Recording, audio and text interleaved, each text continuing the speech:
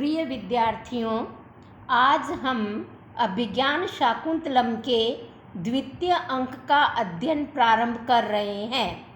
अभी तक हमने पढ़ा कि राजा दुष्यंत मृगया करते हुए महर्षि कण्व के तपोवन तक जा पहुँचते हैं और वहाँ पर उनका मिलन शकुंतला व उनकी दो सखियों अनुसुईया तथा प्रियंवदा से होता है।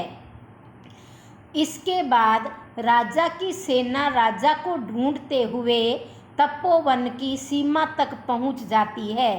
इसकी सूचना मिलते ही राजा अपनी सेना को रोकने के लिए वहां से प्रस्थान कर जाते हैं और अब वो अपनी सेना को रोककर तपोवन के समीप ही रुके हुए हैं। इस अंक में हम देखेंगे कि इसके प्रारंभ में विदूषक रंगमंच पर प्रवेश करता है। विदूषक संस्कृत नाटकों का एक प्रमुख पात्र होता है। आधुनिक परिवेश में हम इसे जोकर कह सकते हैं, परंतु कुछ मायनों में यह जोकर से अलग है। यह राजा का या कहानी के नायक का अत्यधिक वफादार सेवक होता है, विश्वसनीय मित्र होता है जो नायक के हर सुख दुख में साथ निभाता है। यह भोजन प्रिय तथा कुछ आलसी स्वभाव का होता है। विदूषक की चाल ढाल से, हाव भाव से, वेशभूषा से, बोल चाल से सभी से दर्शकों की हंसी छूट जाती है। यह दर्शकों को हंसाने वाला एक प्रमुख पात्र होता है। इसके या तो दांत लंबे होते हैं, या कुबड़ होता है, या टेढ़े मेढ़े अंग होते हैं, अथवा गंजा हो सकता है। अनेक प्रकार के विदूषकों का प्रयोग संस्कृत नाटकों में हमें पढ़ने को मिलता है। अभिज्ञान शाकुंतलम के विदूषक का नाम मांडव्य है, जो दुष्यंत का परम मित्र है और वह हर सुख दुख में विदूषक नायक के साथ में रहता है।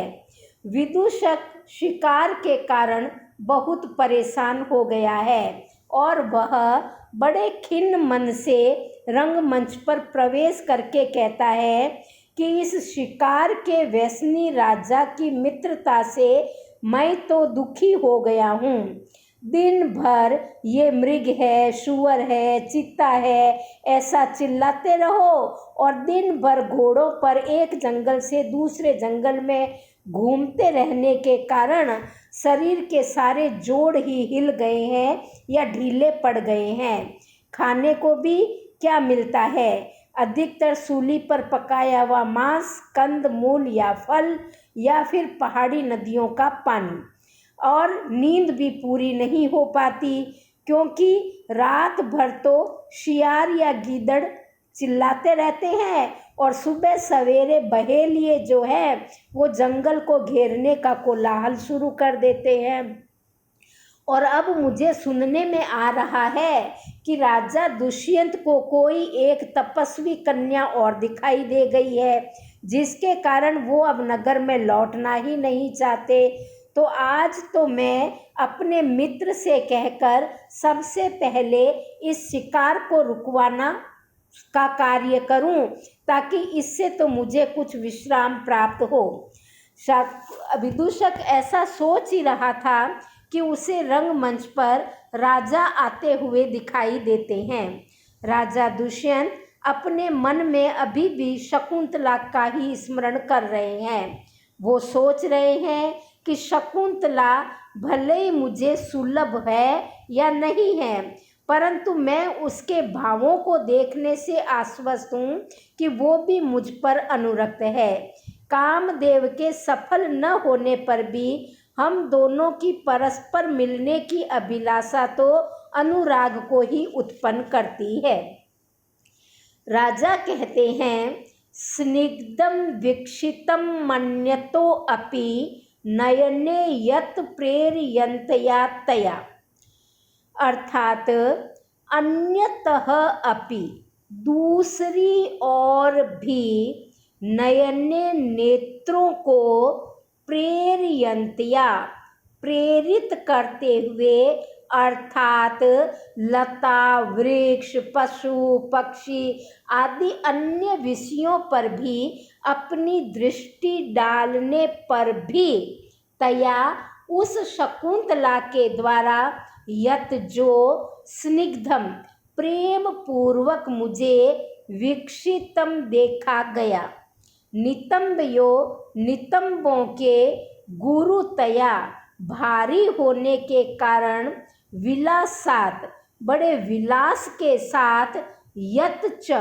और जो मंदम धीरे धीरे यातम चला गया मागा मत जाओ इति इस प्रकार कहकर उपरुधया रोके जाने पर सा उसने सखी सहेली को यद्यपि जो कुछ भी सा सुयम ईर्ष्या के साथ उक्ता कहा तत्सर्वम वह सब कुछ किल निश्चय ही मतपरायणम मेरे अधीन था।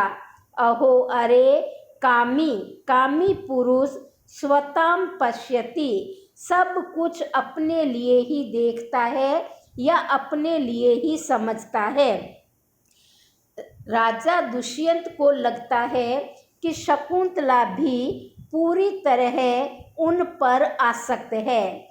उसने यद्यपि प्रत्यक्षतः राजा को अपनी प्रेम भावना को प्रकट नहीं किया है, लेकिन अप्रत्यक्ष रूप से कुछ ऐसे हाव भावों से उसने यह प्रदर्शित कर दिया है कि वह भी राजा के प्रति अनुरक्त है, या राजा सोचता है कि चूंकि मैं उसके प्रति काम भावना रखता हूँ तो मैं सब चीज़ अपने प्रति ही की गई समझता हूँ। जब नायक कामातुर होता है तो वह नायिका की प्रत्येक अभिव्यक्ति को प्रत्येक चेष्टा को अपने प्रति की गई ही समझता है, ऐसा कालिदास का मानना है। वो स्पष्ट कहते हैं कामी स्वताम पश्यति, कामी सब चीज अपने लिए ही समझने लगता है। जैसा कि अगर शकुंतला किसी और तरफ भी अपनी दृष्टि डाल रही है तो भी राजा को लगता है कि वह प्रेम पूर्वक उसे ही देख रही है। यद्यपि उसका नितंब प्रदेश भारी होने के कारण वह धीरे धीरे चलती है तो भी राजा को लगता है कि ये मेरे कारण ही धीरे धीरे चल रही है। जब सहेलियां कहती है मत जाओ, तब वह बड़ी ईर्ष्या के साथ जवाब देती है कि तुम मुझे रोकने वाली कौन होती हो। तो राजा को लगता है यह वाक्य उसे ही उद्देश्य करके कहा गया है। तो ये बड़े आश्चर्य की बात है कि कामी नायिका की प्रत्येक चेष्टा को अपनी ओर ही समझता है। इतनी देर में विदूषक आता है और राजा को कहता है कि आप यह मृगिया का कार्यक्रम अब बंद करें, क्योंकि इसके कारण मेरे सारे अंगों में दर्द हो गया है, मेरे अंग भंग हो गए हैं, इसलिए आप मुझे तो विश्राम करने के लिए छोड़िए। राजा अपने मन में सोचता है कि विदूषक भी ऐसा कह रहा है और अब मेरा भी शकुंतला के कारण शिकार से मन विरक्त हो गया है। मन विरक्त क्यों हो गया है? क्योंकि अब मैं निरीह प्राणियों पर अपना धनुष बाण उठाने में असमर्थ हो गया हूँ। इसका कारण राजा कहते हैं न नमयितुम अधिजयम अस्मि शक्तो। अधिजयम, जया प्रत्यंचा को कहते हैं, धनुष की डोर को कहते हैं जिस पर बाण लगाकर खींचकर छोड़ा जाता है। तो अधिजयम, जया अर्थात प्रत्यंचा, अर्थात धनुष के आगे लगने वाली वह डोर जिसमें बाण को अटकाकर खींचकर फेंका जाता है। तो जयम अधि चढ़ी हुई प्रत्यंचा वाले सायक, सायक बाण को कहते हैं। आहित युक्त, बाण से युक्त इदम धनुः, यह धनुष मृगेषु, हरिणों पर नमयितुम, झुकाने में शक्तः न अस्मि, मैं समर्थ नहीं हूँ। क्योंकि यही जिन हरिणों का सहवस्तिम, साथ निवास उपेत्य प्राप्त करके प्रिया शकुंतला ने मुग्ध विलोकित मनोहरता से देखने का उपदेशः कृतः, उपदेश प्राप्त किया है। अर्थात ये वो हरिण हैं जिन्होंने मेरी प्रिया शकुंतला को बड़ी मनोहरता से देखने का उपदेश दिया है। तो मैं ऐसे हरिणों पर अब अपना धनुष झुकाने में असमर्थ हूँ, क्योंकि ये एक तरह से उनके गुरु हैं और ये निरीह प्राणी हैं। इन पर अब मैं और बाण नहीं फेंक सकता, शिकार नहीं कर सकता। तो राजा कहते हैं कि अब मुझे शिकार से विरक्ति हो गई है। इतनी देर में द्वारपाल और सेनापति आते हैं। सेनापति के साथ भी राजा की वार्ता होती है और राजा को देखते ही सेनापति कहते हैं कि ये वह राजा है जिनका शरीर एक पहाड़ी हाथी के समान सुशोभित हो रहा है। कैसे हैं राजा दुष्यंत? सेनापति की दृष्टि से हम देखें तो अनवरत धनुर्जया, स्फालन क्रूर पूर्वर, गिरिचर नागः इव, गिरी पहाड़ों पर चर विचरण करने वाले नागः, हाथी के इव समान यह राजा दुष्यंत है। पहाड़ी या जंगली हाथी के समान बहुत मेहनती, बहुत सशक्त और बलवान, अनवरत निरंतर धनुष की जया प्रत्यंचा को स्फालन खींचने से पूर्वम, इनके शरीर का ऊपर का भाग क्रूर कठोर हो गया है। लगातार धनुष पर प्रत्यंचा चढ़ाना, उसको खींचना, बाण को फेंकना, इस क्रिया को करते रहने के कारण इनका जो वक्षस्थल है, जो शरीर का ऊपर का भाग है, वो बड़ा कठोर या मजबूत हो गया है। रवि किरण सहिष्णु, दिन भर सूर्य की किरणों को सहन करने वाला या सहनशील या रफ टफ हो गया है। स्वेद लेसई अभिन्नम, स्वेद पसीने की, लेसई कणों से या बूंदों से, अभिन्नम सर्वथा रहित है। अपचितम अपि, यद्यपि राजा बहुत मोटे नहीं हैं, वो अभी भी स्लिम ट्रिम है, कृश है, लेकिन कृश होने पर भी व्यायत्वात्, लंबे चौड़े होने के कारण, विशाल होने के कारण अलक्ष्यम, वो दुबले प्रतीत नहीं होते हैं। अपितु प्राणसारम, एक शक्ति संपन्न, एक ताकतवर, एक बलिष्ठ, एक बलवान गात्रम शरीर को धारण करते हैं, बिभर्ति धारण करते हैं। तो यह सेनापति अपनी दृष्टि से राजा दुष्यंत का वर्णन करते हैं कि राजा दुष्यंत एक बलिष्ठ शरीर वाले नायक हैं। उनका शरीर जो है वो कठोर वक्षस्थल वाला, सूर्य की किरणों को सहन करने में समर्थ होने वाला और विशाल होने के कारण दुर्बल न दिखाई देने वाला एक ताकतवर शरीर है।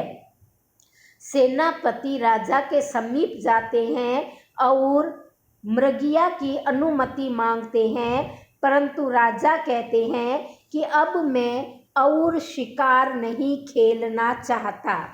जब सेनापति इस बात को सुनता है तो सेनापति भी चाहता तो है कि अब शिकार न हो, और वो विदूषक को भी कहते हैं क्या आप अपनी बात पर दृढ़ रहे मित्र? अब हम शिकार नहीं खेलेंगे।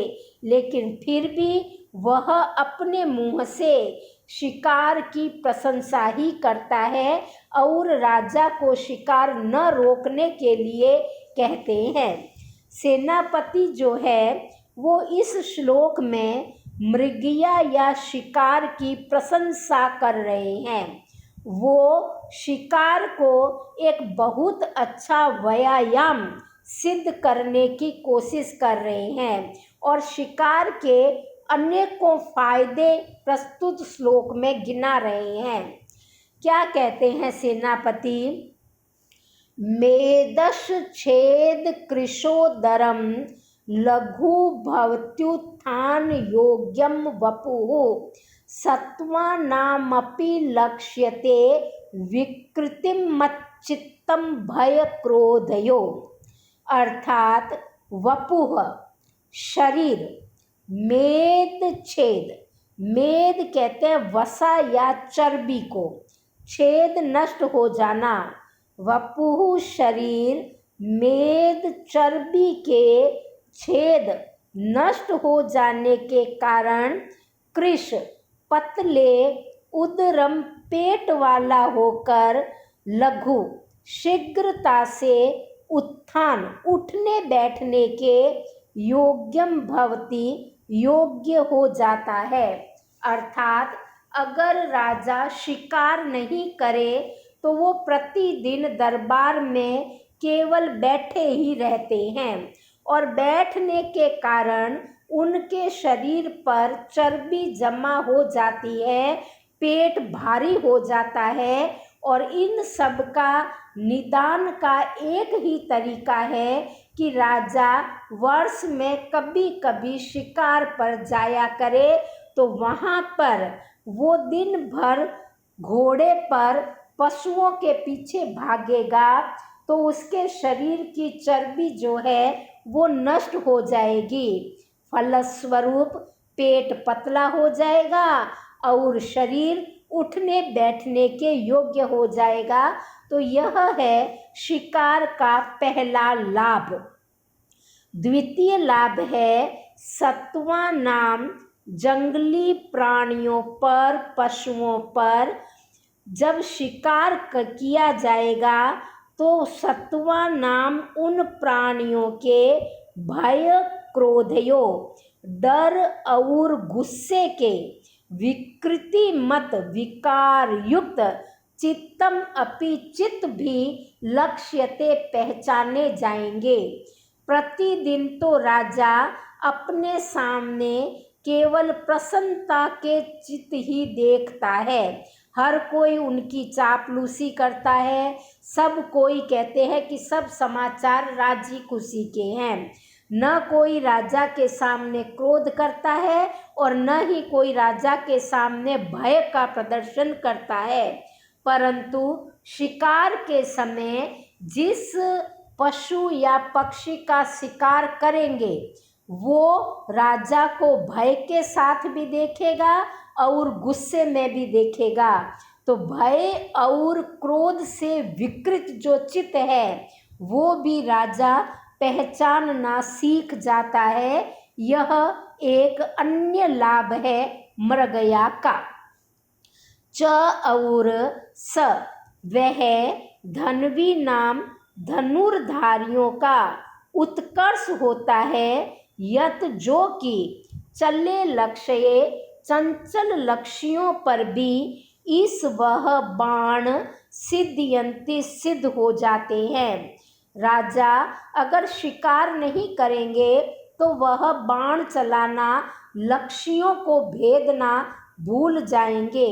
तो ये उनकी एक्सरसाइज हो जाती है, उनकी प्रैक्टिस हो जाती है कि वो चंचल लक्ष्यों पर भी अपने बाणों को सफल कर लेते हैं और उनको धनुष बाण का अभ्यास बना रहता है। मृग या शिकार को मिथ्या एव लोग झूठ मूठ में ही व्यसनम बुरी लत, बुरी आदत वदंती कहते हैं। ईदृक् विनोदः कुतः, ऐसा मनोरंजन और कहाँ। यह मानना है सेनापति का कि एक राजा के लिए शिकार जैसा मनोरंजन और किसी भी चीज़ में नहीं है। इसके फायदे ही फायदे हैं। शरीर जो है क्रियाशील हो जाता है, भय और क्रोध जैसे चित्तों को पहचानना आ जाता है और धनुष के लक्ष्य भी सिद्ध हो जाते हैं। तो इसे व्यर्थ में ही लोग बुरी लत कहते हैं, बल्कि मेरे हिसाब से तो यह बहुत अच्छा मनोरंजन है। इस पद्य में अप्रस्तुत प्रशंसा के द्वारा मृगया के गुणों का वर्णन किया गया है। दौड़ते जानवर पर सफलतापूर्वक निशाना लगाना निशानेबाजों के लिए गौरव की बात मानी जाती है।